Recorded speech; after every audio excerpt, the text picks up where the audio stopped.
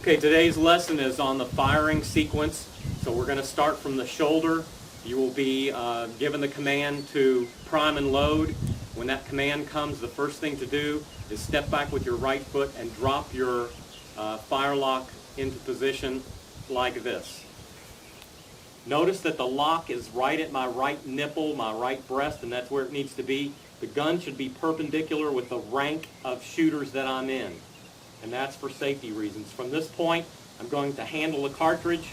I'm going to bite the top off the cartridge, go to half cock, prime the pan, shut the frizzen, and then bring the gun around so that the gun is parallel with the rank that we're standing in.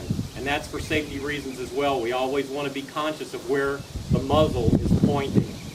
At this point, I'm going to finish loading my gun, and after I've got the cartridge in, I'm going to come back to the recover, which looks like this. Notice that I have my forearm along the stock of the gun, and notice the height of it as well.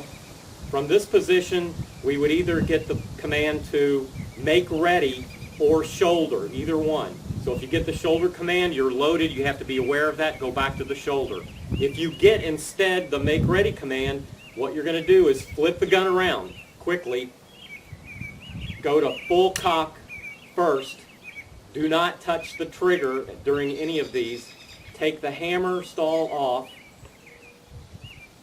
and then the command would be to present. At this point, we're going to step back with the right foot, drop the gun into firing position. We are not touching the trigger yet. Command will come to fire, pull the trigger, and immediately the gun comes back to your right breast. That's where you started off from when we started this sequence. You would go through the whole sequence again. You would get the command to prime and load, prime the pan, and continue on from there. If you get the command to cease fire, and usually what will happen is when you get back to the prime and load position, you'll get that command at that point so you don't go ahead and load.